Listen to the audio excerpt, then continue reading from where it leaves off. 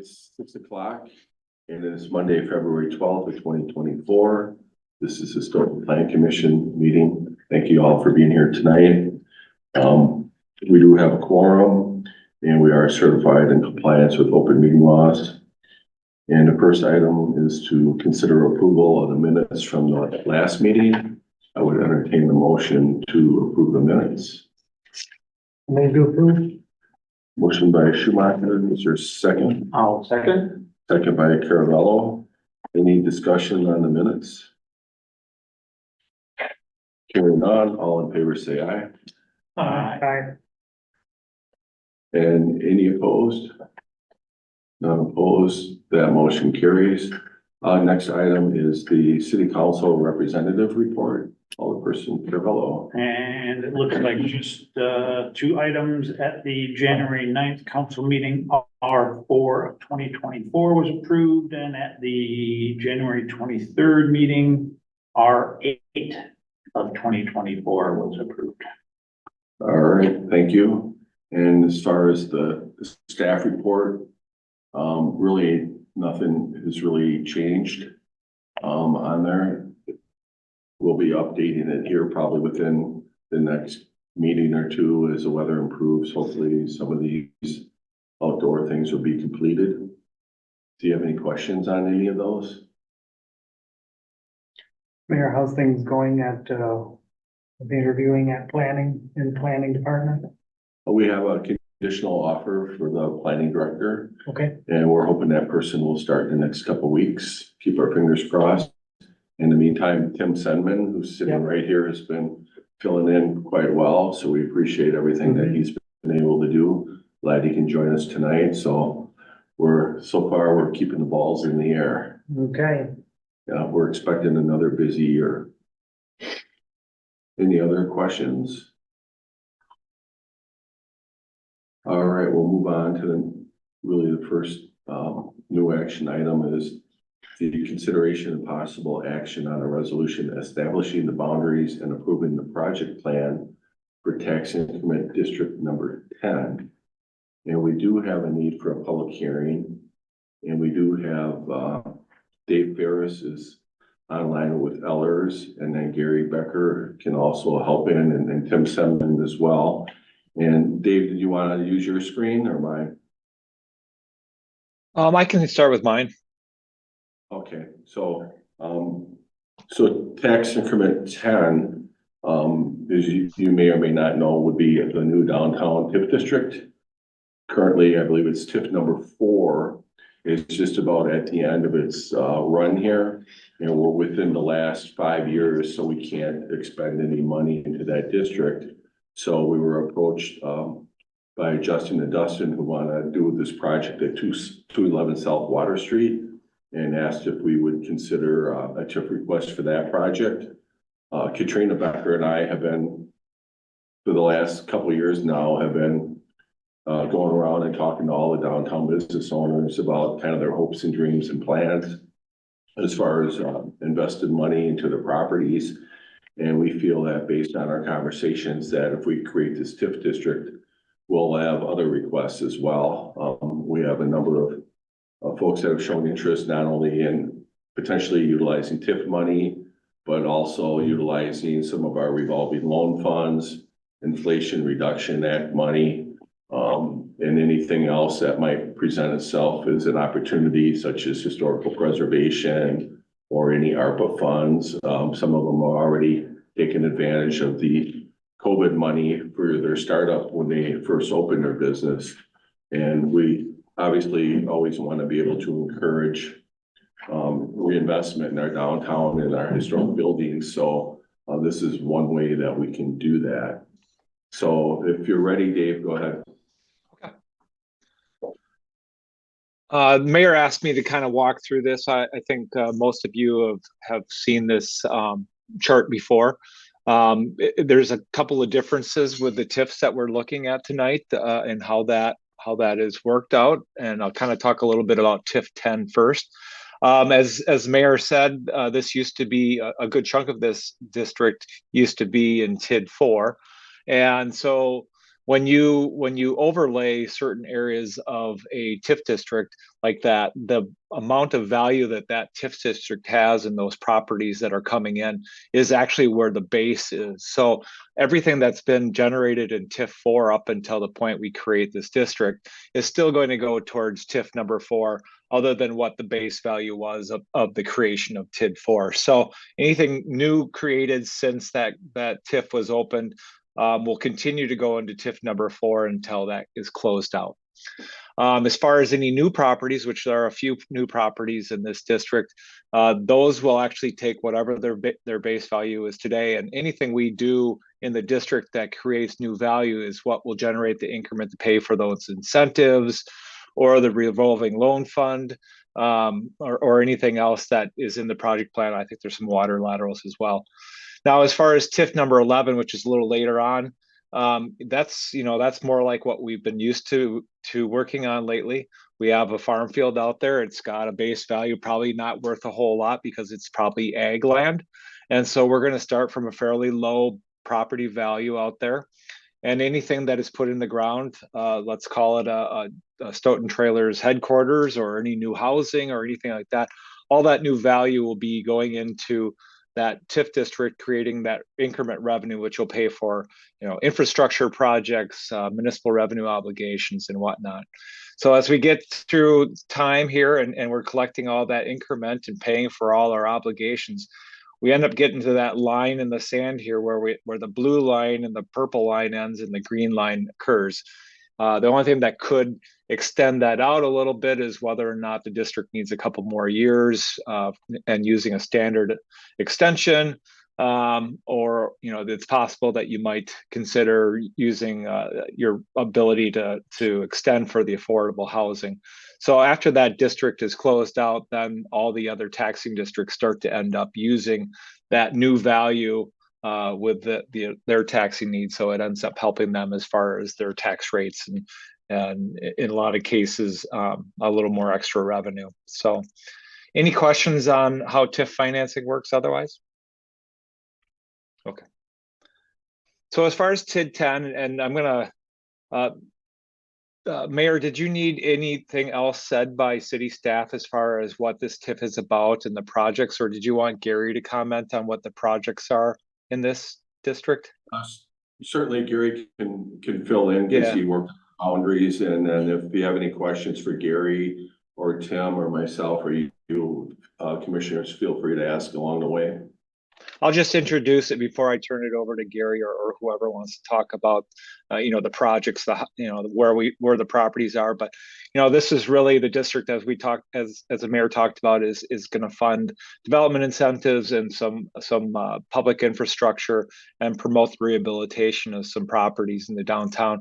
This is a rehabilitation and conservation district, which means that it can actually have a life of 27 years. That's 7 years more than the mixed use districts that you've created recently. The one finding that we need to establish is that not less than 50% of the area of the district is in need of rehabilitation or conservation. And when I turn this over to Gary to talk a little bit about the properties, you'll see the properties that have been identified as in need of rehabilitation, and the number or the percentage of the district that has been determined to need that is 59%, which means that we're in compliance with that state law. Gary, do you want to lead me through this? Because I think maybe you have this in front of you. You know what pages I'm working off of, and I can just flip pages if you want. Okay. Yeah. So there you go. That did not work well. So the district was created as a when we looked at what type of TIF district to create in response to the TIF request from 211 Water Street, we did an evaluation. We wanted to ideally have the longest life that we could, which would involve creating a blight elimination or a rehab and conservation tax increment district. We did an evaluation and found that there was quite a few properties, as Dave just mentioned, 59% in fact, qualified for a rehab or conservation designation. And that's intended to basically preserve and rehabilitate buildings that the community holds dear, and the downtown is comprised of quite a few of those types of buildings. 211 Water Street is one of them. There are quite a few other ones in the district as well that have not come forward with a TIF request, but we've identified those as potential for the rehab and conservation of those properties to be paid for through tax increment financing through an MRO, a municipal revenue obligation.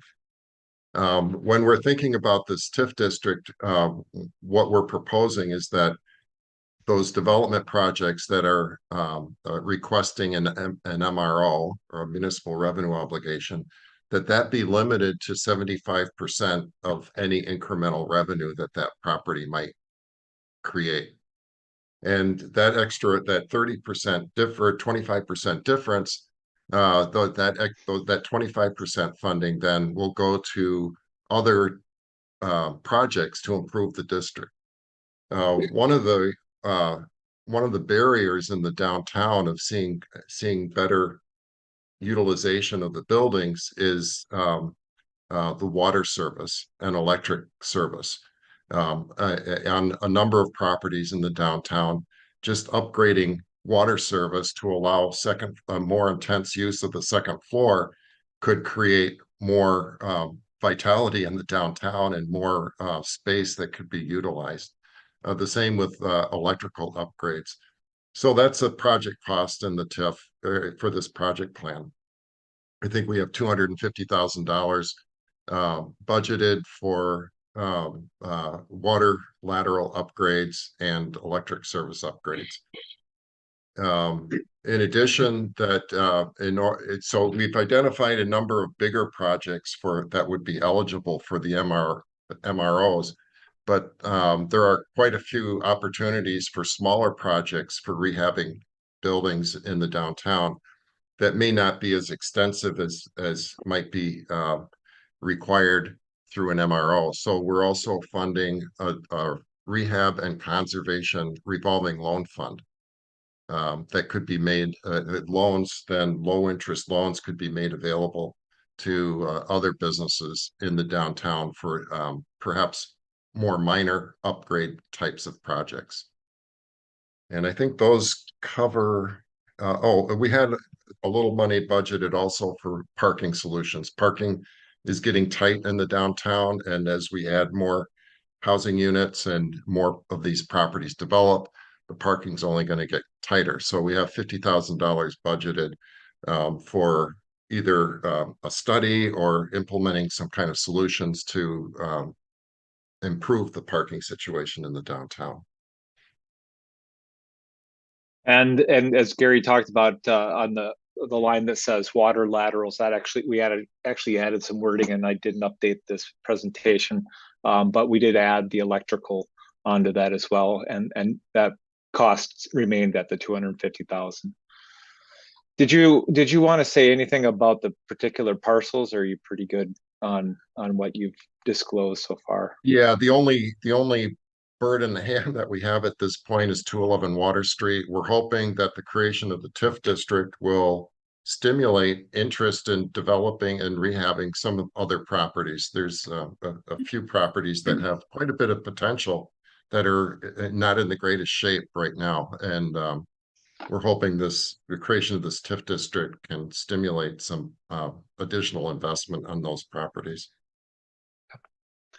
Yeah, We have one question from Sure. Chris Schumacher.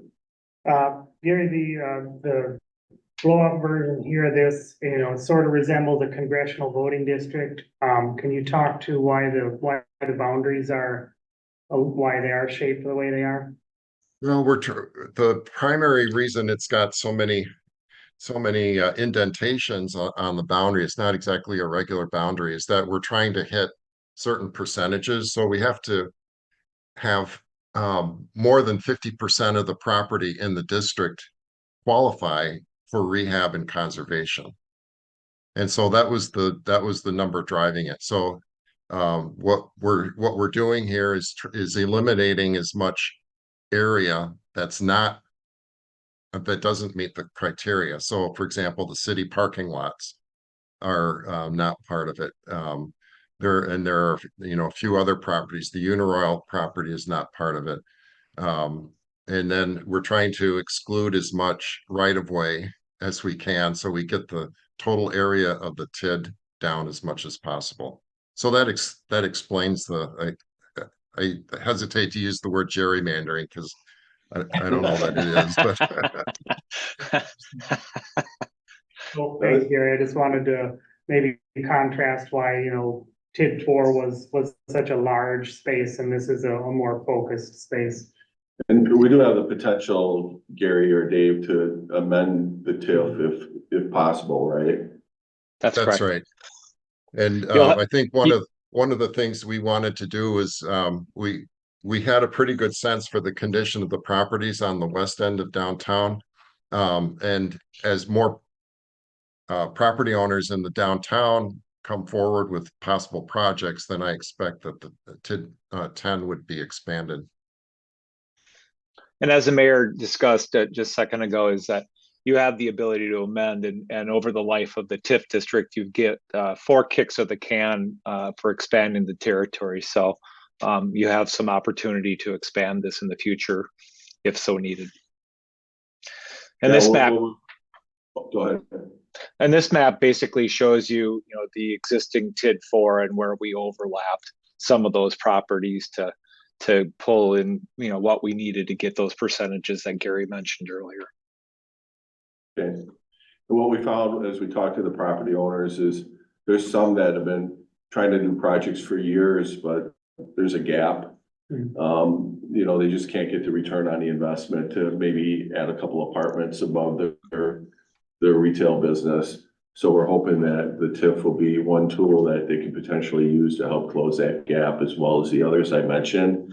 And really some of the examples of the electrical and the water or sprinkler systems, elevators are really costly.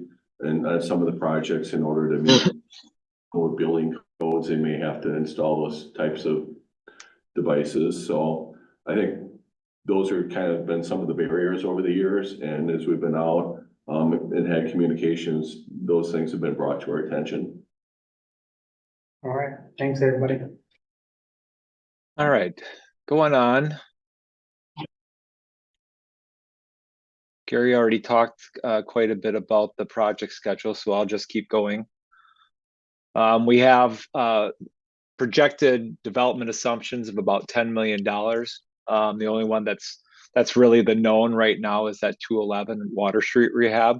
According to staff earlier today, these are mostly placeholders, but you know, obviously we're not going to spend money without having something in place to fund that. So a lot of them being municipal revenue obligations, as Gary talked about, that 75% would be allowable if approved by council to do that, giving us, you know, room to pay for other projects with that money. So, you know, if things came in this crystal ball, we would have $10 million of value by the end of 2029 construction year, which would then result in revenue in 2031. That translates into a much smaller picture here. And if you have your project plan with you, page 31 is probably an easier way to see it. The revenue that you can get off of $10 million using the current tax rate that it comes from the Department of Revenue's Form PC 202 would generate about $4.2 million in increment. We'll have a couple of potential debt issuances to pay for things like the revolving loan fund, some capital projects, whether they're the water laterals or electric service. And there's some financing costs and then some administration that we have built in as far as, you know, city staff working on projects and improving loans and such as that. If everything came to fruition as we have it laid out here, and I didn't mention this, the MROs are built in here. The 211 Water Street is one that we have built. There's a guesstimated one that would fill in with that other development assumptions that are more placeholders. But if all that came, like I said, if all of that came to fruition, we we would see that we would go basically out the whole 27 years. And that would mean that, you know, we got the revenue in, the $10 million, had that development from those other rehab projects to be able to give out those future incentives. But those incentives will come to you one at a time. And council will consider those one at a time and determine whether they meet the specs that it takes to get an incentive from the city. Any questions on TID 10? We have a question from Commissioner Farrell. Sure. Yeah, under the mixed use parking solution, the 50,000 you mentioned earlier, yeah, and you mentioned that would possibly be a study, because I can imagine that's gonna have maybe 20 parking spaces if you start throwing asphalt down. But the project at 211 Water Street, I recall, we did have a lot of discussion, concern from the commission about parking, and we eventually said it would be okay, but and I don't know what you could physically do at the site. It's very constrained, but is there any chance, I guess, that is there room for that to grow so that it could maybe even, and particularly if you're going to add more second floor tenants? I mean, I see parking becoming an increasingly challenging issue downtown. Sure, I guess I'll start out by letting you know what we have in progress. Okay. And then Gary can maybe share some of his ideas. So we're working on a couple things right now through our ordinances. One of them is we've discovered that our on-street parking in the downtown is basically 2-hour parking, 8 to 5, Monday through Friday, no parking 3 to 5 a.m. So having said that, what that means is from 3 to 5 a.m., if you can't park on a side street in downtown, more than likely you're parking in the municipal lot, because you're not going to come out at 3 in the morning and move your car to avoid getting a ticket. So one of the things we're going to do is, and we've run this through the Public Safety Committee, and it'll be on for City Council tomorrow night for a first reading, is we looked at using Water Street as the pilot and change the ordinance to eliminate that 3 to 5 a.m. restriction. The concerns, I think, in the past have been snow removal, which if we have a snow emergency, we would still call it an emergency and to be alternate side parking. So that's really not an issue as much as you might think it would be. But we also do street sweeping, brush pickup, and then garbage on Fridays.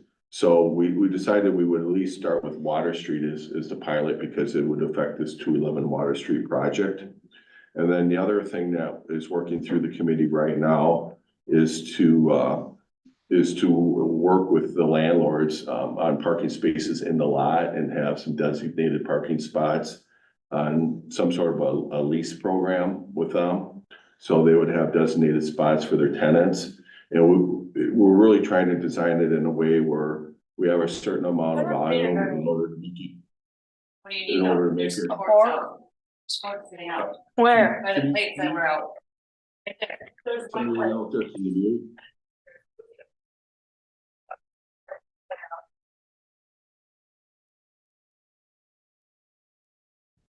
All right, I'll continue. So we're trying to designate some parking spots and create a lease situation where the landlords would be responsible for the enforcement to try to minimize our administrative work, especially for our police department. And then we could potentially, bill them on an annual basis for the use of those spaces. And that's kind of our first crack at it to see how that goes. Because even though we recognize that parking can be a challenge downtown, we have other challenges like affordable housing. We want to be able to have more housing where people can walk to get their goods and services or even their employment.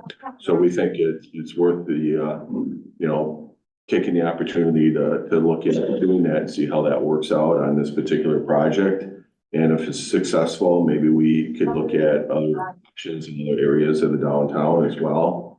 So that's kind of what we're doing short term to look at the parking situation. Josh, can you mute the line there?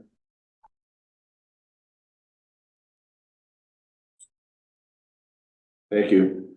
And Gary, I know you've had some thoughts and conversations, and I think even the redevelopment authority might have had some ideas on long-term solutions for downtown parking.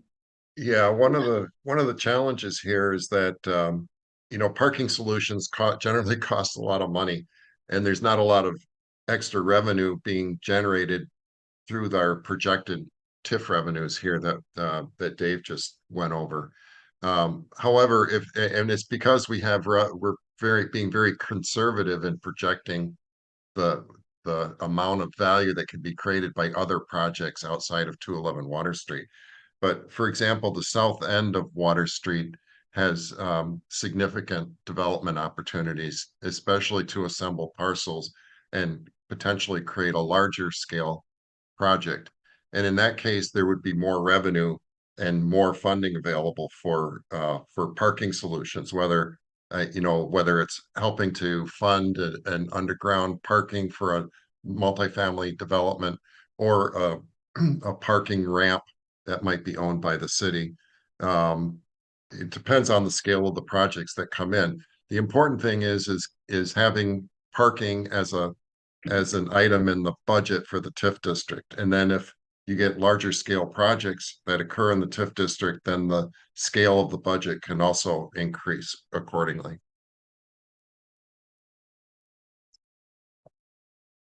Okay, so it sounds like we could probably agree that that mixed use parking solution, 50,000 is gonna end up being a study.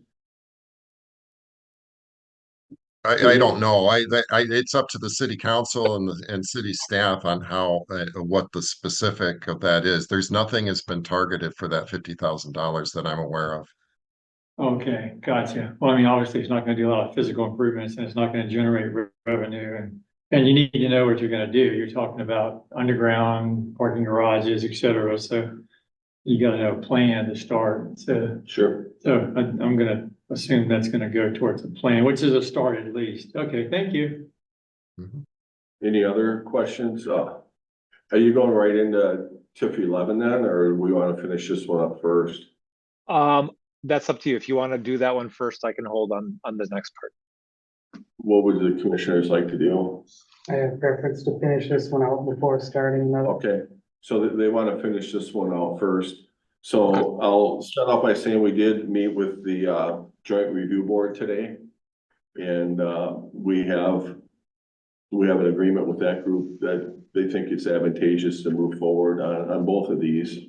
We do have a meeting set up in March already to vote on it, but we have to go through, there's a timeline in the packet, which Dave can cover as well.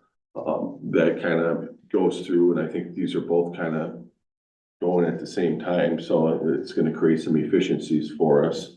We do have a need for a public hearing, so if questions from the commissioners before we close the meeting to the public hearing, and does anybody wish to speak at the public hearing on TID item number 10 creation? And I'm not hearing anybody, so oh, you want to come on up here, that way we'll be able to hear you. Mayor, did you formally open the public hearing? Yeah, we'll open it right now for the public. Okay. hearing. You may need some of this. Okay, because I got can you just- late, We're gonna need a name, Jerry Ampson, Jerry. and I'm a property owner within the district. Okay, On table one, which is on page 28, called development assumptions, there seem to be three properties indicated, the 211 Water Street, the Stoughton Hotel, and Department Company. How are those properties identified as being properties that would receive the indicated amounts of money that are stipulated in the table? I'll let Gary answer the question. So far, we have a request for 211. We don't, as far as I know, have a formal request for the other ones. But Gary, you kind of put this together, so I'll let you go ahead and answer the questions.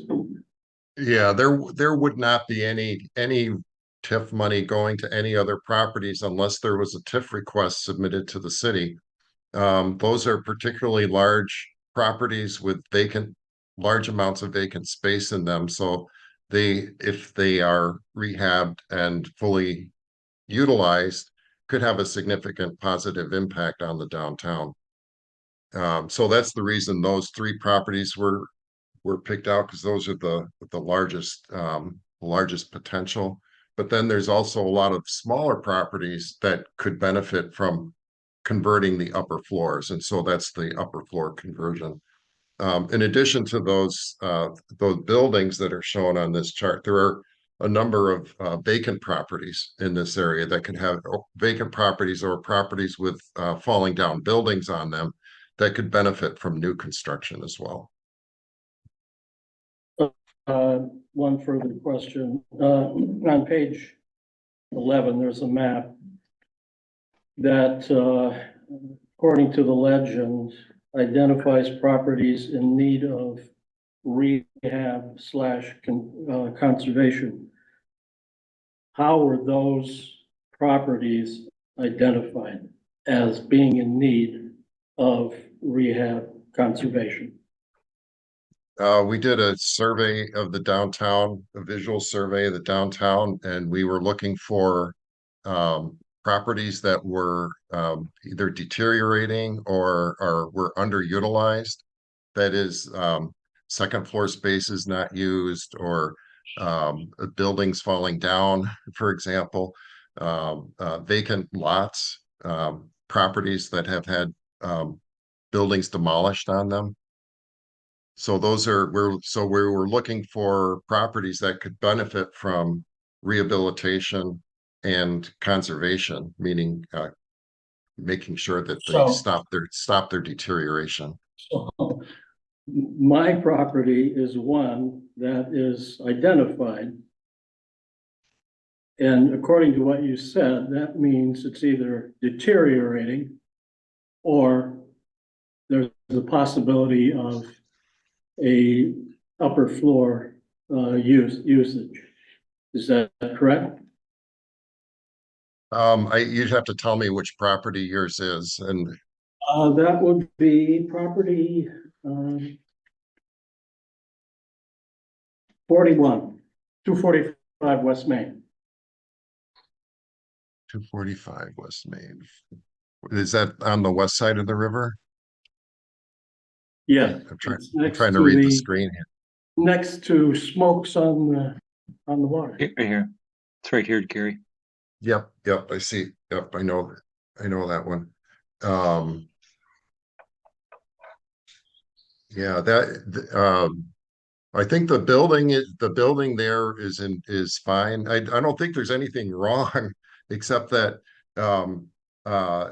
they could use some upgrading and maintenance. It's a small building on a small lot, and there's nothing negative about having this designation of being in need of rehab and conservation. Yeah, we chose but see, to go that route. The other route we could have lighted, and we really didn't want to put a sticker. All right, here's my response to that. I bought the building in 2014. I did not think the building exterior in particular was in very good shape. I renovated the building exterior. I renovated the first floor of the interior. Also added a deck on the back to comply with fire code. So I'm curious about what you or whoever saw that said this building is either deteriorating or in some way needs an upgrade. I think you might be able to have that conversation offline. Yeah, I need to have my background in front of me, which I don't have at the moment. Yeah, that's fine. If you can leave some contact information, an email or a phone number for me, Oh, sure. we'll be sure to reach out to you. Okay. Because I think the best thing to do would be to meet you there. Yeah, that would How's be that good. sound? Okay. Appreciate you. you coming. Yeah. All right, and then I have Amber. I see Amber has her hand up to speak. Amber Cedarstrom. Sorry, I let me on mute there. This is Amber Cedarstrom. I live at 724 South Page Street. I realize that my comment is probably outside of the scope of this specific TID, so I apologize for that. But this is the second or third time I think that I've heard parking come up, concerns about parking downtown come up in the context of this commission. And I just wanted to encourage the Plan Commission to try and come up with some creative solutions to parking downtown and the service of increasing livability and desirability and retaining the historic nature of the downtown. Things like employing bike lanes, maybe even building a trolley or even a light rail of some kind, developing ride sharing programs. I don't know. There are a lot of different options out there that other municipalities have put to good use that can allow development in downtown areas without necessarily requiring building big new parking lots or anything, which of course would detract from the character that you're trying to protect. Anyway, that was my comment. Thank you. Thank you for your feedback. Anybody else wish to speak? Run up or? Just a quick question. Okay. How does a person who owns the property in this area apply or get more information if they're eligible for this, the tip? Well, Gary, you can help me with this, but I think what we're trying to do is, this is kind of the first step, is to create the district. We've been out talking to property owners, looking around, seeing what makes sense. And then if this thing goes through and is approved, then we would turn around and reach out to specific property owners that are included into this and begin the conversation to see how you might be able to take advantage of this. And then if there's other property owners that are not included that would like to be, we would certainly be willing to talk to them about, potentially amending the district at some point and include those properties as well. And, as far as a mechanism, we've been trying to gather kind of a database of property owners. We can also, send out letters, such as we do for these public hearings to notify that way. And I guess if there's a specific way that individuals want to be notified, feel free to leave me that contact information as well. We can follow up on it. Any other questions for? And if I could just say, just make one more comment, Mayor, that this is just the plan at this point. It has to move forward and be approved by the city council, and it has to be approved by all the overlying taxing jurisdictions as well, the Joint Review Board. So this isn't just because the Plan Commission approves this tonight doesn't mean the TIF district is approved. There's a few more steps along the way here. Sure. Thanks, Gary. All right, anybody else? Otherwise, we'll close the public hearing portion of TID number 10. And we're looking for a recommendation to the city council. Are there any questions? Anybody willing to make a recommendation? I'll move recommend TID 10 creation to council. Is there a second? I'll second. Second by Farrell. Any discussion? Hearing none, all in favor say aye. Aye. And any opposed? None opposed. That motion carries. Thank you all for being here for that one. The next one is TID number 11. And while Dave's queuing this one up, I'll just kind of give a quick overview. TID number 11 would be for the property on the corner of Highway 51 and Highway B, formerly known as the Linneroot Farm. It was purchased by Stoughton Trailers Incorporated, and they plan on developing the site. As we go through the maps, you'll kind of see in the first phase, they would like to build their corporate headquarters and some single family homes that would be part of an extension of some of the current roads that are there. I think the main one is Kingsland, if I remember right. And what they're looking at doing is putting in the public improvements and utilizing TIF funds in order to put in the infrastructure, which most times include things like stormwater ponds, sewer, water, electrical, roads, sidewalks, those types of things in order to serve the site. This particular one is a little bit challenging because it's a low-lying land and it's very wet. So it's going to require many tons of fill in order to get it at a level where we're confident that we won't have any flooding. We, in our last several developments, have worked with Capital Area Regional Planning Commission and the engineers and the developers to design these to accommodate a 200-year flood.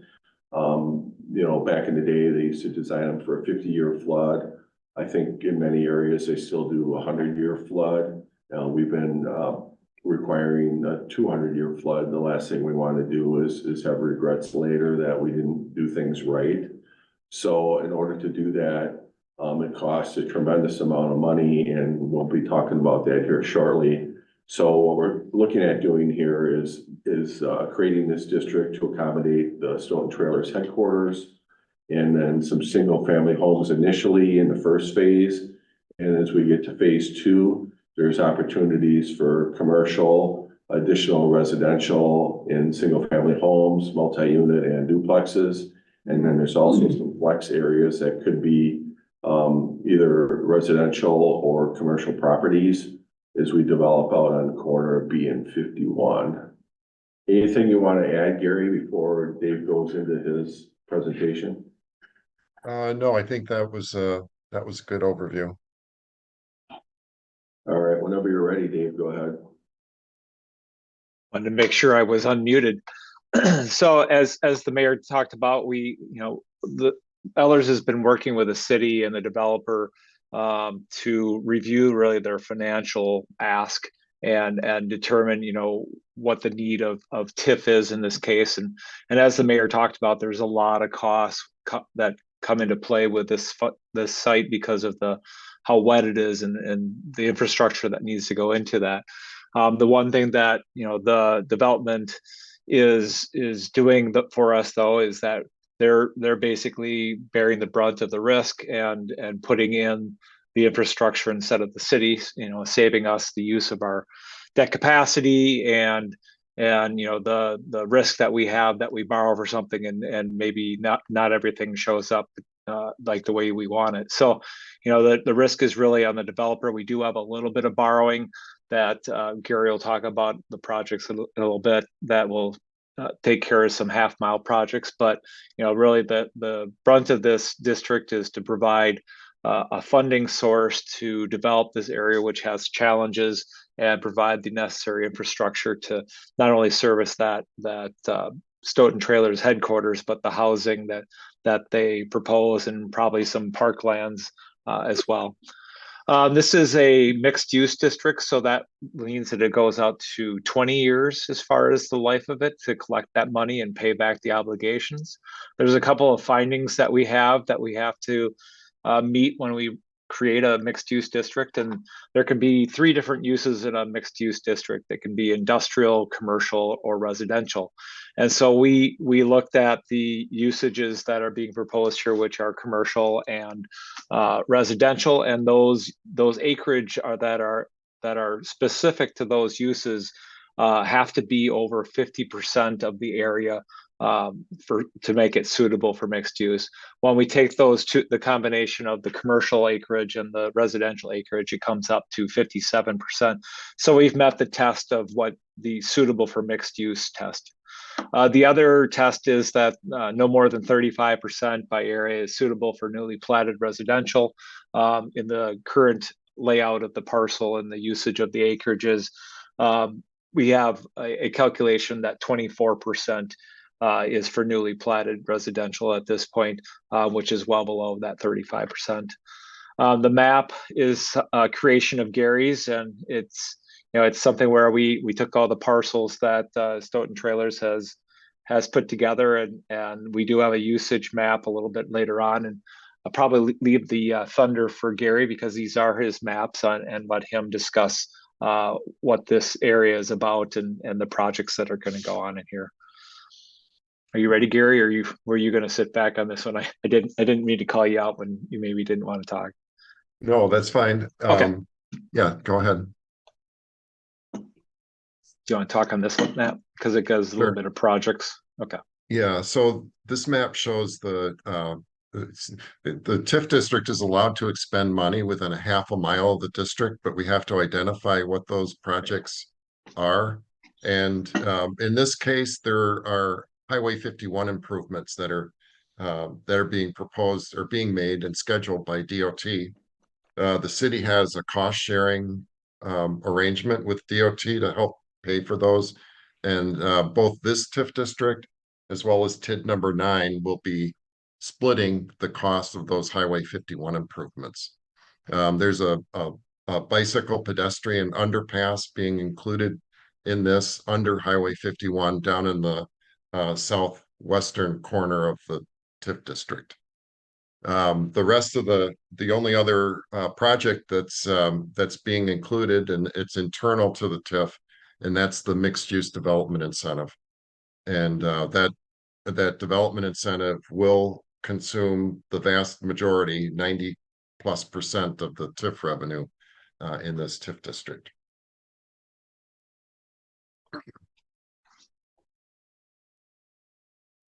This is this current land use?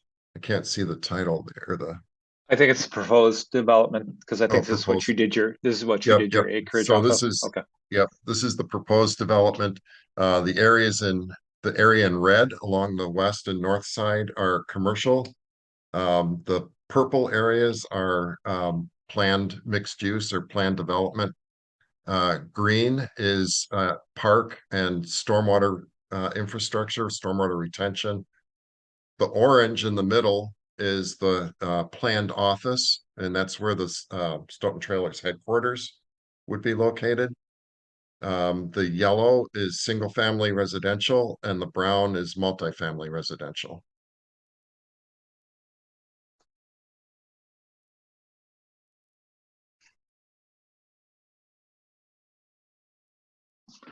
So the project cost that Gary was talking about is the total project cost of those half mile projects that he was discussing. That total that you see at almost $2 million is actually a combination of both TID number 9 and TID 11. And so you'll see that I'm subtracting out the TID 9 portion to show what is actually going to be part of this actual project plan, which is the 1.3 million here, all in the half mile. The rest of it is, I think, let's see, we have two lines for MRO. We have the phase 1 MRO, which is about 6.9 million proposed. And then there's a second phase 2, which is about $30 million. All of those are being considered by the city council, and then we'll go through that process on getting approved. So it's been vetted through a financial analysis with Ellers, and I think this has been to the council quite a few times as far as being reviewed and discussed. So, Dave, and if I could say, just piggyback on that to say that if the development agreement does not get approved, this TIF district will not be created. So the development agreement in terms of the order of the approval, the development agreement will get approved first. And then if that's approved, then the council will consider the resolution creating the TIF district. So we're not creating the TIF and then hoping something happens. Yeah, we're keeping this process going though, because hopefully there's some kind of an agreement made and that will go forward, but we wanted to keep things moving. And I know the company wants to keep it moving as well. So that's why we're bringing this to you to keep everything going. And if the stars align, then we'll have a TIF district at that point. So the only other project costs we have are just interest on long-term debt from those half mile projects, the financing costs to issue that debt, and then some ongoing planning and administration. Anything else you want to talk about with the projects, Gary or Mayor? Nothing here. No, I mean, just to kind of reiterate, the The half mile costs are some that are related to the Highway 51 improvements, which would be streetlights, the sidewalks and the underpass, which is something that we've talked about here and quite a bit at city council. We think that those public improvements will not only serve this development, but the developments on the other side of the highway, including property that is also owned by Stoughton Trailers. So we think that this is an opportunity to get that work done as well. More than likely, that work would occur in 2026 when the DOT is doing the corridor project. And, you know, depending on where we are in the development, more than likely the city will borrow the money and then pay it back through the increment that's created on this project, as well as partially by to District number 9. Okay. Anything else? I don't think so. Okay. Going on to the development assumptions, these are assumptions that have been provided by the developer, and we have been working through those at staff and through Ellers to evaluate those assumptions to make sure that there's information behind it that we can rely on. And so if everything that they planned on doing happened, it's possible by 2031 that there'd be $152 million on the ground. Obviously, that has to happen. As far as how that flows into the cash flow, this one's not quite as small as the last one, but if we actually had development occur exactly how we have it in here, that would generate about $42 million over the life of the TIF. We have that one borrowing for the half mile projects. We have a couple years where we don't have any increments, so we're borrowing a little bit for the interest payments on the first couple years. And then really we have those municipal revenue obligations that we talked about that are being considered at this point. When you get to the right, you have the administration, and really we need to go pretty much to the end of the district to actually be able to pay for all the potential municipal revenue obligations. So if that's approved, you know, one, they have to put the money into the ground and create the value. And then that value that they create will actually give us the ability to calculate that 90% of the increment that's being discussed and would be paid out. But once again, for a municipal revenue obligation, they have to create that value to get anything back. So if they don't create anything, they don't get an incentive. It's one of those things that, you know, the risk is on the developer and it is not on the city as far as that goes. So any comments or questions on the cash flow? Or are there any other questions you want to ask about TIF 11? I would just add that, you know, the way these TIFs work on all of these is, but for the TIF, the project wouldn't happen, is really what the state law says. So what we've done is we've engaged with Ellers to do that financial analysis to establish whether or not the use of TIF funds is necessary. And in both these cases, project costs and the infrastructure costs and looking at the revenue.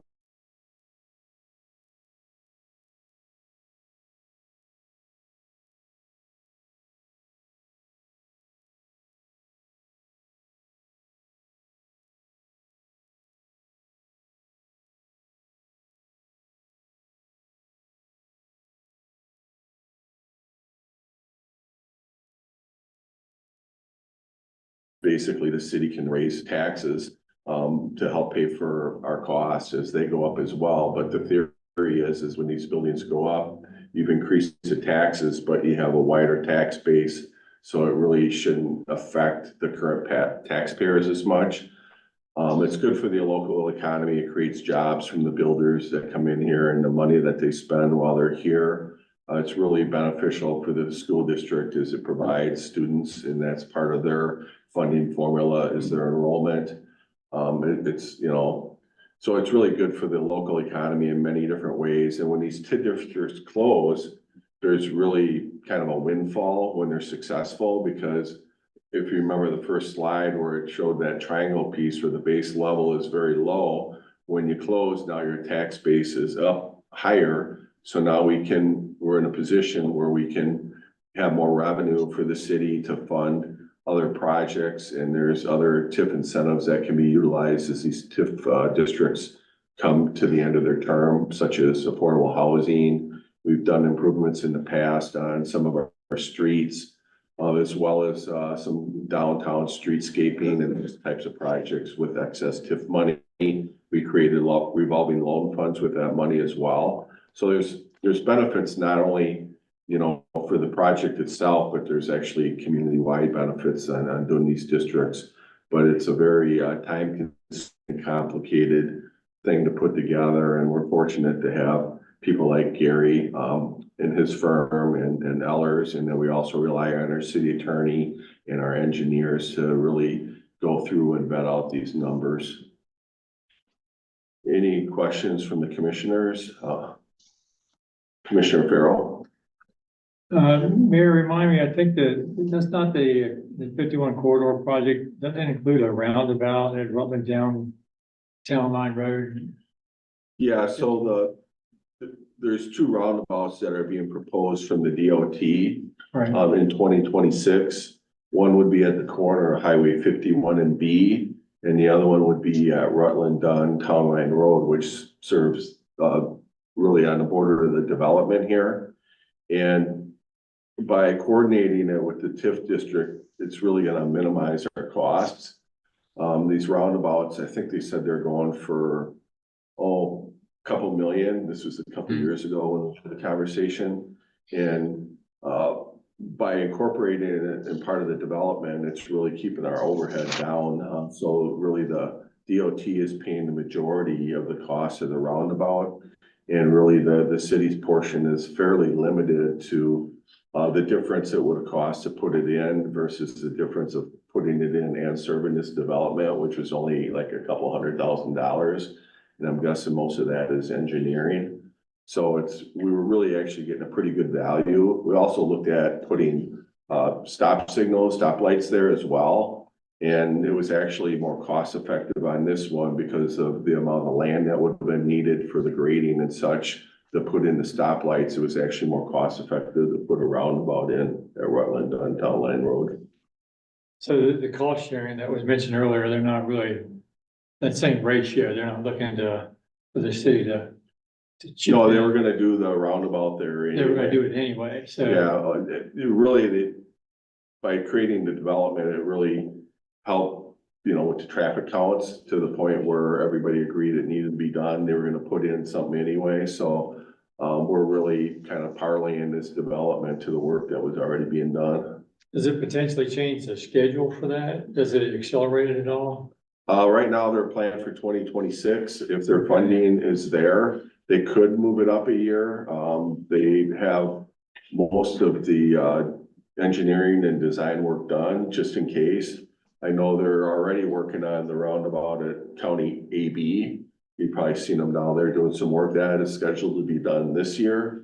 So far, they've been pretty much right on schedule with their projects, but if they run into a situation where they have a cost savings or they come across more federal money than they anticipated, they do have an opportunity to bump up these projects a year or two.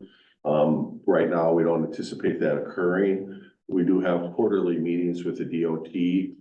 We have one we're trying to schedule in March, I believe it is. We are close on a date, and that's when we kind of review the timelines and certainly can provide you guys an update. Do we have any feel for the beneficial occupancy date for the Stoughton headquarters? When they're gonna be done? Do we have any feel for that?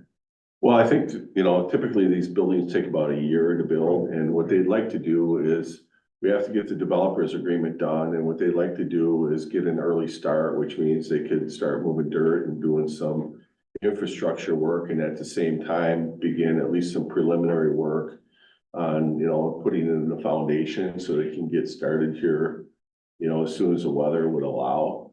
So far, it's been pretty mild this winter, knock on wood, but certainly, you know, a yearish, give or take a couple months, depending on availability of contractors and materials. They'd have to bid that out yet.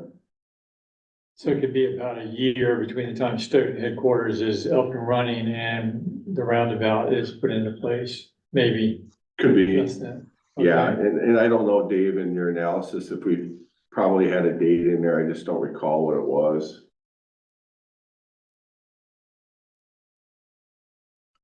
25 construction. So and it looks like it was all gonna be done that year. Yeah, Okay. so I think they'd like to Good. get started in 24 and finish it in 25. Okay, And then typically what happens is, you know, you get it constructed in a year and then it gets assessed in January of the following year, and then you actually start getting the revenue the year after that. So it's like a 2-year lag. Yep. So that'll start paying back in 27 if that was actually completed in 25. thank you, man. Any other questions? This one, we also have a need to have a public hearing on. Any questions before we do that? We'll close the other meeting and then we'll reopen for a public hearing on this one here, 11. Anybody wish to speak on this one? Got awfully quiet in here.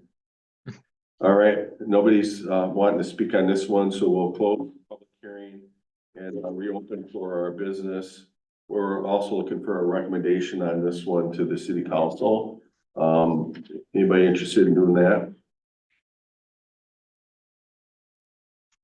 I'll move to forward this to city council. Is there a second? Second that. Second by Alderperson Schumacher. Any questions or comments?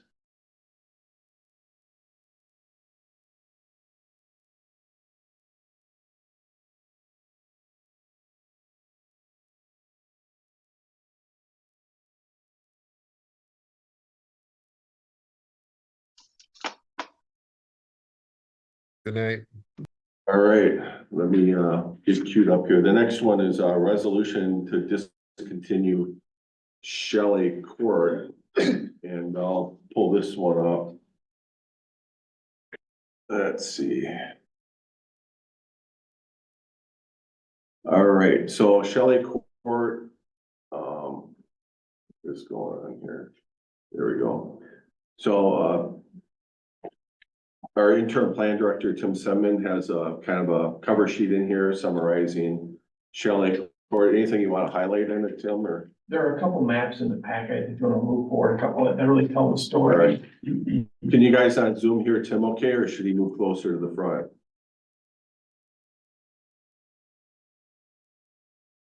We can hear.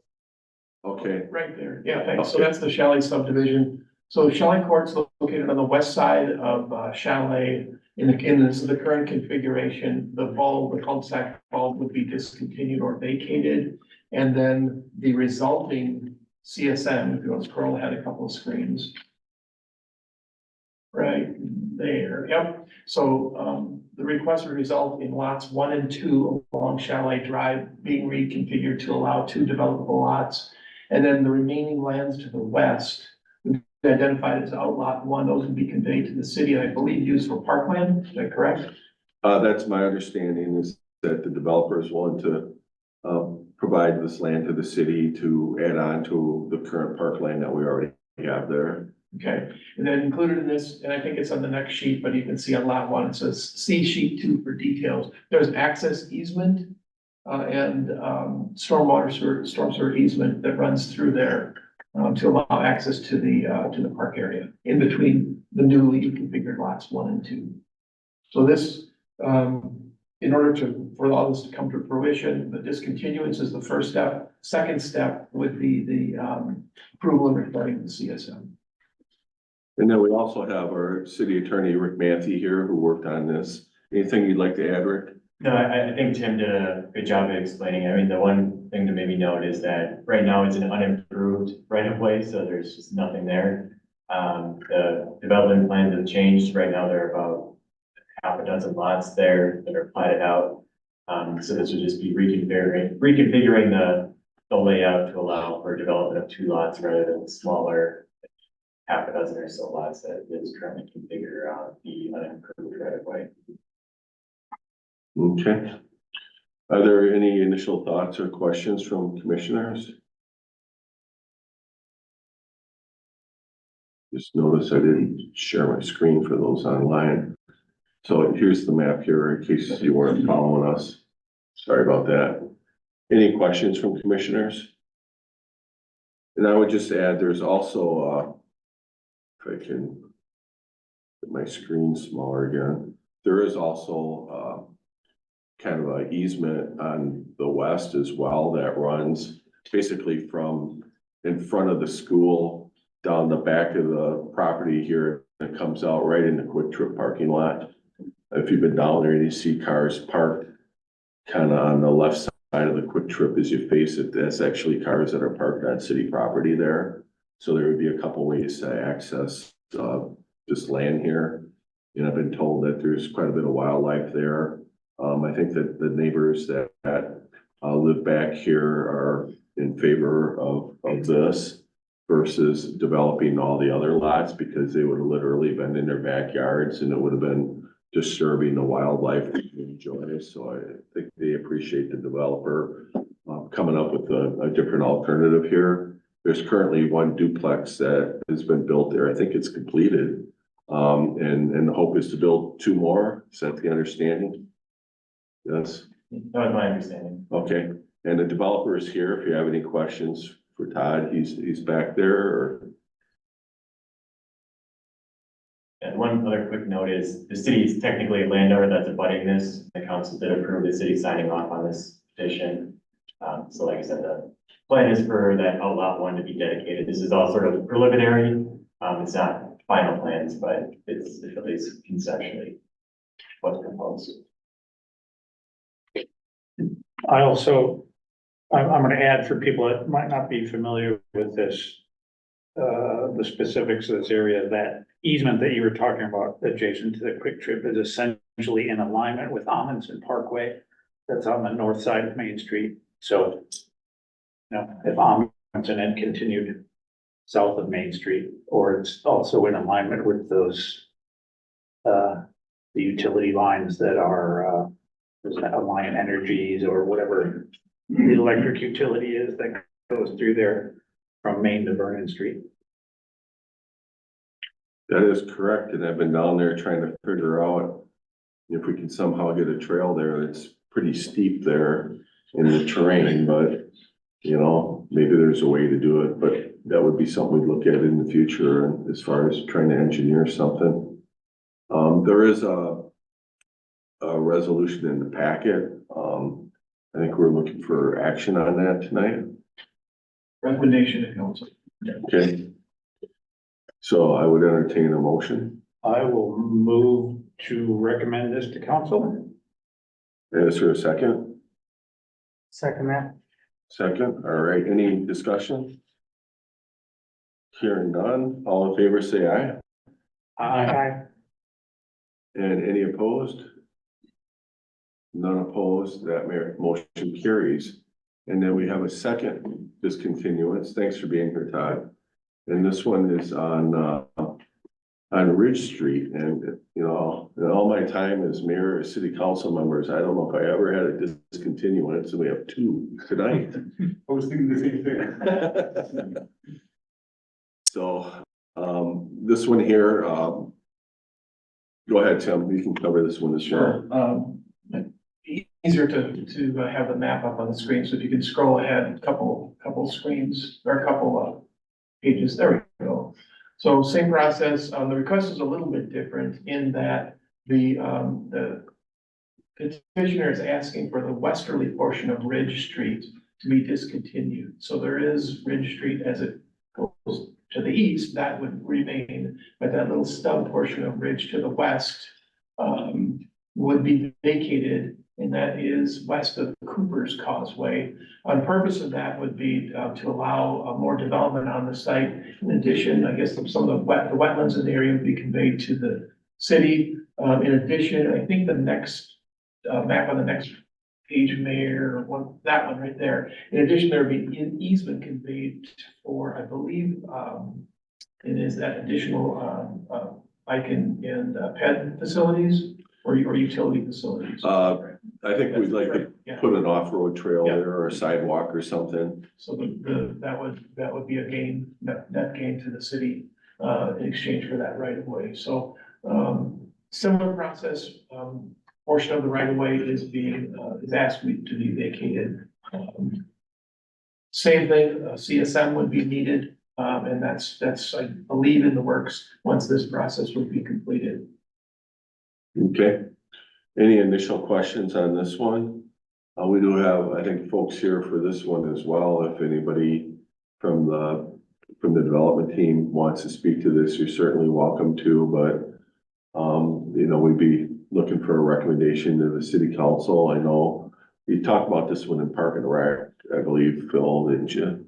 And I know there's a desire from some alders to get a trail down there. This has become a real popular spot even before the pandemic, but especially since, for people to walk and particularly walk with their dogs. And, there's traffic down there, so the idea would be is to utilize a trail to get the pedestrian and bicycles away from the vehicles. And this would be one way of doing that. Alderperson Carabello. I've got a couple of questions about this. The first one is, the fiscal impact component to this, which is $91,250. So that is fiscal impact to the city. And what exactly does that impact include? Well, it looks like you're just in time. Yes. Director Haber, your ears must have been burning. So we just started talking about the Ridge Street discontinuance. Yep. And the question came up about the $91,000. Yes. And Alderperson Carabello, you want to go ahead and ask a question while Brett's at least trying to sit down here? Yep, I was just, my first question about this was regarding that $91,250. What is that impact include? Yeah, so that's the difference between what it would have costed to put the path. Okay, here, Yeah, that's fine. to put the path. Let's see here. So right now, Ridge Street goes this way through here, correct? I got my bearings here. Yeah, here you go. So it would have cost 1,000 some change, less to put the path here versus along Cooper's Causeway. So that's the difference. So by discontinuing Ridge Street and putting the trail, bike path, sidewalk, whatever, since it's gonna be a 10-foot wide piece of trail along Cooper's Causeway, We'd be incurring $91,000 more in costs. okay. So that was my first question about this. My second question about this, was can that land, you could have left the last one up there, actually, that one probably would have been helpful. So there are some plat sections, it looks like up there, those different shaped pieces between Ridge Street and Cooper's Causeway. And are those developable? Are we talking about this parcel up here? No, In between. in between Here? those pieces. So I think there's some wetlands. There should be a wetland delineation, I believe, potentially in your packet. So, and correct me if I'm wrong, anybody in the room, but there's a wetland delineation that's somewhere in here, then also on this side too. So I think this is also subject to DNR approval. If we're to go this route, that we could put the path along here, within that wetland delineation area. So some fill. is what that would be. Also stormwater would be a component of that as well. Yeah. And then in continuation of that question, even though that's wetland, is there, because looking at the potential development component to this, if we discontinue Ridge Street, and I know that's wetland, can that be filled in and developed? So I think the idea, correct me if I'm wrong, I'm not sure if there's anybody here from who's developing, but they would move everything this way into the way where Ridge Street once would have been. So everything gets shifted this way into this corridor. And correct me if I'm wrong, I'm not sure if anybody's here from the developer. Yeah, and this is, I know there are people online for the developer, but so Ridge Street right now, because you've got sort of a right of way there, it creates setbacks that, and you obviously can't build over the right of way. So it looks like basically the parcels to the west or to the east of Ridge Street, that is a lot of wetlands. And to do any fill there, you would need some sort of DNR permit to develop. But parcels to the west, where Ridge Street is now, that just opens up more of a building space over there. And the developer, I see Buck Sweeney's online if he wants to chime in. Mayor, if I can address that. The wetland, Thank you. a small wetland that's down where the water has drained off this property that was formerly used by IKI and now being sold to the owner of the former lumberyard. And so since the wetland area is under 10,000 feet, we are able to get a wetland fill permit. And the city asked us to get that as part of the dedication. So the wetland permit is going to be for the city of Stoughton, but is being done by IKI, and Jeff Kramer from Heartland Ecological is working on that with people at the city, and they will get that permit as part of this development.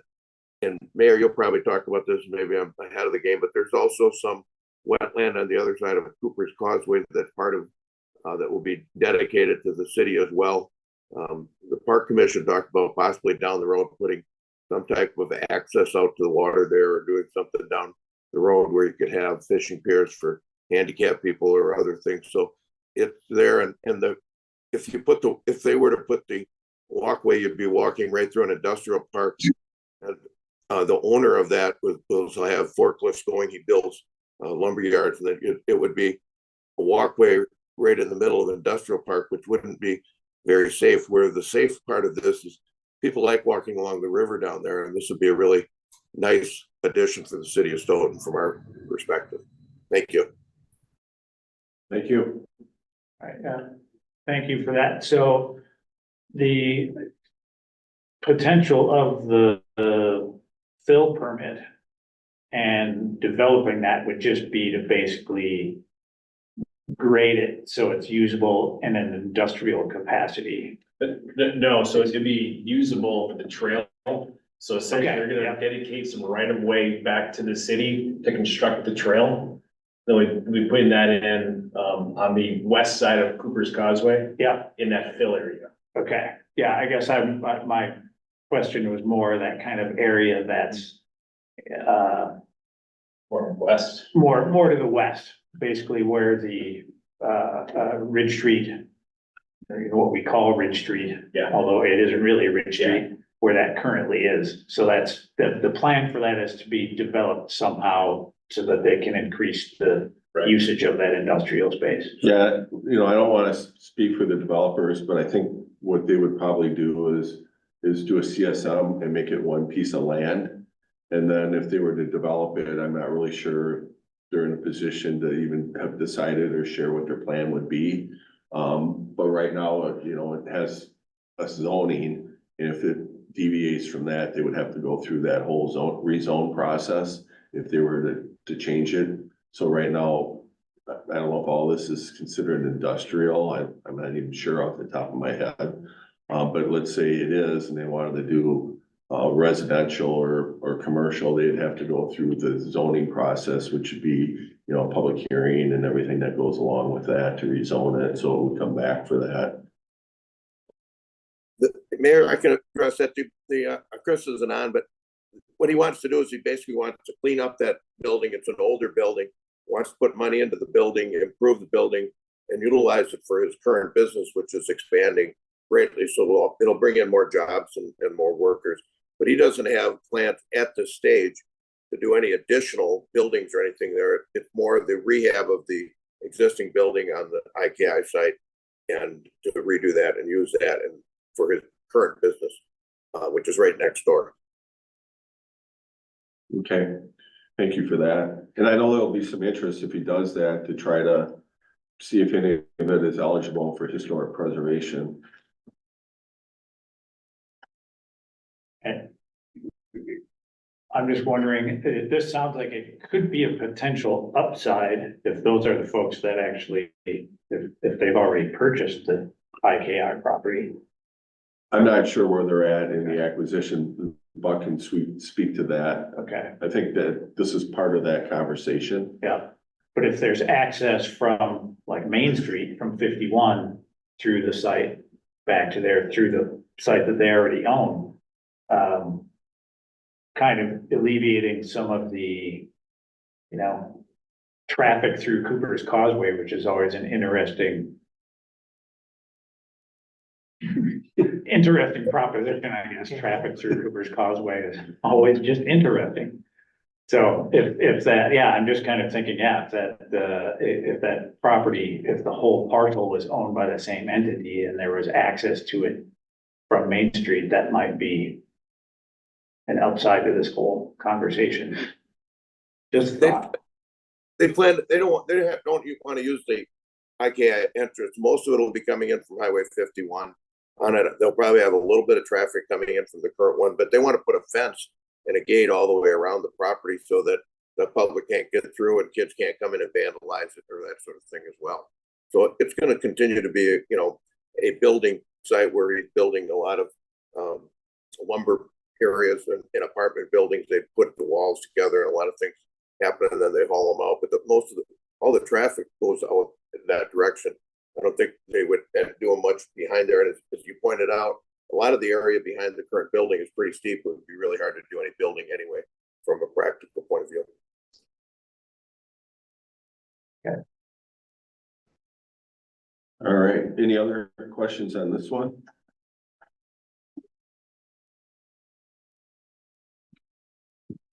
Thanks for making it. Yeah. He just came from the other meeting for this, huh? All right, so in the packet, I believe there is a resolution for this one as well. Here we go. And would anybody like to make a recommendation to the city council on this one? I'll make the motion to city council. Is there a second? I'll second. Second by Farrell. Any discussion? Hearing none, all in favor, say aye. Aye. And any opposed? None opposed. That motion carries. Thanks for being on tonight, Mr. Sweeney. Have a good night. Yeah, thank you, everybody. Okay, item number 11 is a general development plan at 1005 Stoughton Avenue. This is a location where there was a two flat, and unfortunately, a couple of years ago, it burnt down. And when it burnt down, zoning administrator Stacy had an idea to see whether or not this property could be redeveloped. We talked to the landlord. The landlord wasn't interested in doing anything, so we made a connection with Habitat. So they're here tonight to talk about their plan. There's a cover letter in here from interim director Summan. Anything you want to add before we get into this? You've done most of the heavy lifting on this Yeah, I one. think it's pretty self-explanatory. So the applicant Habitat came before the body last month, you may recall, with a general concept plan for this. And the concept plan essentially mirrors what's in the packet, which is a twin home for this site. The current zoning is MR10. However, to accommodate two ownership lots, planned development zoning is needed because of the minimum lot area.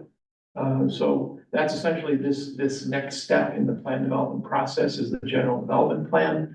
In order for things to move forward, this would be the next step. It would go to the city council, but if approved, then a specific implementation plan along with a 2-lot CSM would come back to this body for approval as well. And that's the point at which you could really get more into the nuts and bolts of what the building itself looked like and footprint and so forth. But I think they've done a pretty good job of laying it out. And I don't know, Steve, who's from Habitat, if there's a lot of change that's going to be needed because of the size of the lots that are kind of pretty much are where they are, but there may be some fine tuning at that time of SIP. So I don't know, Steve, if you wanted to add anything. Happy to answer any questions if I can. I will, just for clarification, we're all about home ownership. And so our whole concept of serving families, it's important to us that the individual families own the portion of, whatever it is they're moving into, thus the twin home environment. My understanding before the fire was there were probably two different tenants in a up-down kind of situation, and we don't normally, in fact, we haven't built those at all. It's not part of our model. So this is, as Tim said, step one of getting at least your approval from the recommendation so we can build twin homes. Another part of our model that has worked well for us is we have a library of homes that we build. And this one may be just a little bit different, so we'll have to make some architectural changes that obviously you'll see prior and have to approve those. What we love is the cookie cutter approach where a certain size lot accommodates what we have in our library. We submit those for building permits, go ahead and build the structure, sell it to the homeowner. They move in and become a habitat homeowner. Just as the mayor was suggesting earlier, and there's other advantages to this, and I'm really proud of this, but habitat homeowners for the first time contributed more than $1 million to property tax in the county last year. So that's kind of what we're all about, is making or providing opportunities for families to become part of a community. And this would help us. And I'm not here at all threatening that if you don't approve this, we're not going to build on that property. It's just this would be the most efficient way for us to serve more families in Stoughton, which is an area that we have found that we love working in Stoughton. Our Able Court development has been successful. We have another property on Main Street that we'll be talking with you about in the future. So to reiterate, as Tim said, this is a step towards what we would like to do on that particular property, and we're prepared to move forward.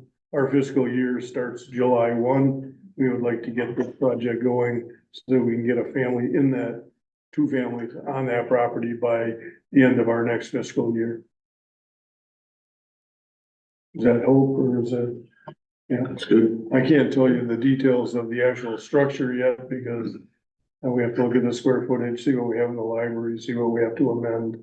Well, it's not out of the question for us to do that. We've done that often. It's just easier and less costly for us if we don't have to do that.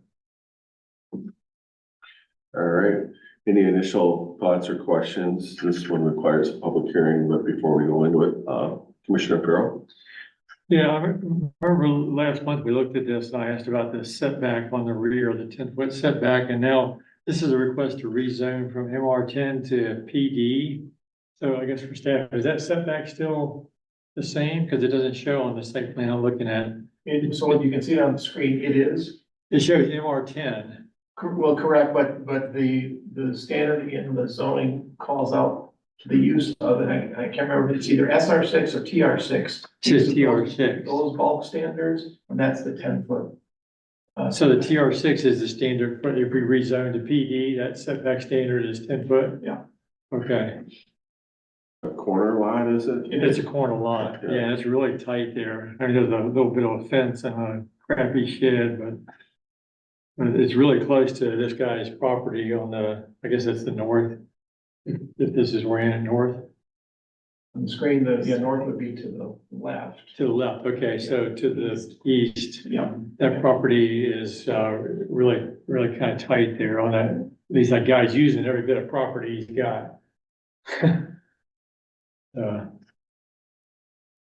But okay, so the setback is the same, that was my question. All right, thank you. Any other questions before we go into the public hearing? All right, we'll close the meeting and we'll be open for the public hearing. Anybody wish to speak on this one? Hearing none, we'll close the public hearing and then reopen for our regular business. And we're looking for a recommendation to the council. So what exactly does the recommendation include? It's in This is the an ordinance, because it's essentially a rezoning. So rezoning ordinance. So this would go to the council. We'd have 2 readings on it at city council. And then there would be additional approvals needed, I think, as we talked Right, it about. would come back, if approved by council, it would come back to this body for the SIP and then the 2-lot CSN. And I had a follow-up question, if I may, about neighbors. And so neighbors have been noticed of public hearing. Have we gotten any feedback, comments from anybody in the neighborhood? Question, anything that we know No, no, we contact neighbors within 300 feet is the policy. We had just one comment, from someone, because I think some of the information was up on our website, then it fell off, so I had to email it to them, but other than that, no one had any concerns that were sent to me. So the person that's 10 feet to the east Yeah, I'm kind of surprised it's, hasn't said much. I think the when I went piece out there, that is, it was kind of jolting to me. I was like, holy crap, that's gonna be. is it a driveway? It's a, Closest it's piece a and then their driveway. structure? Yeah, yeah, yeah, but he's got a couple cars that like it's been sitting there for a while, so. But I mean, they're right on the line there. I mean, so it's, and the backside of this building is a big sale. So I mean, it's, if I remember right, it's pretty solid. Of course, he said he may change. They may have to tweak it because this is a cookie cutter. But anyway. Also, what was there before was also a 2-story, at least, probably a 2-story with an attic. So Yeah, maybe almost a 3-story older style. yeah, Victorian. Yeah, it probably had a smaller footprint, but it probably viewed down on. yeah. So just wondering if we heard anything from anybody, but it sounds like not, so. I want to be a renter there. Maybe a rental. That's why he doesn't care, but the owner would be notified, right? If it was a rental, it would be the owner that would be notified, not the renter, right? Yeah. So. Yeah, okay. He doesn't mind, I don't mind. Whoever pays the taxes was noticed. Yeah, okay, yeah. All right, so we're looking for a recommendation on the ordinance. Anybody willing to make one? I'll move to send this on to council. All right, is there a second? Second. Second by Farrell. Any discussion? Hearing none. All in favor, say aye. Aye. And any opposed? None opposed? That motion carries. Future agenda items, some of the stuff we'll see it come back as it gets closer to the approval process. Did you have some? You may have a couple site plans coming back to the commission, working with the property owners right now on the degree of change that may facilitate the need to bring them back. So we'll know here in the next couple of weeks. Okay. Anything from the commissioners? Commissioner Farrell? Sorry, Mayor, I'm talking a lot tonight, but just one more sort of collateral thing.